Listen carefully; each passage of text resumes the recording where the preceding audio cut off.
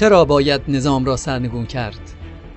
38 میلیون حاشیه نشین، بیش از 7 میلیون کودک کار، 4 میلیون معتاد، بیش از 80% مردم زیر خط فقر، کودکان در پی نان در زباله‌ها، مادران در پی دارو، خودکشی به خاطر فقر، گورستان‌ها آباد، شهر و روستا ویران، نابودی رودخانه‌ها، خشک شدن دریاچه‌ها، نابودی 60% از جنگل‌ها، هر ثانیه 360 متر مربع از طبیعت ایران محو می شود.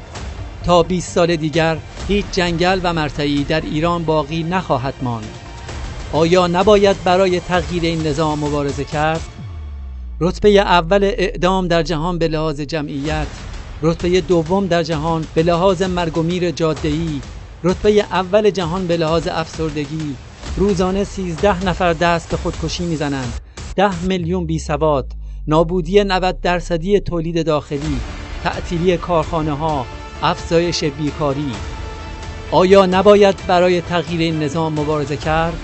کشتارهای سال 60، 30,000 قتل عام در سال 67، اعدام زنان باردار، شکنجه و تجاوز به دختران، شلاق، سنگسار، قتل دست و پا، چشم درآوردن، سرکوب و کشتار سال 78، 88، دی 96، 1500 کشته در آبان 98، صدها هزار دستگیری، تروریسم جهانی، جنگ در خاورمیانه، کشتار در سوریه، کشتار در عراق و یمن.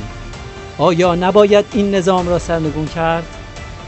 آزادی ایران جبر ماست، باید به ضرورتها پاسخ داد. هر چقدر که در توان داریم ما می توانیم و باید سرنگون کنیم.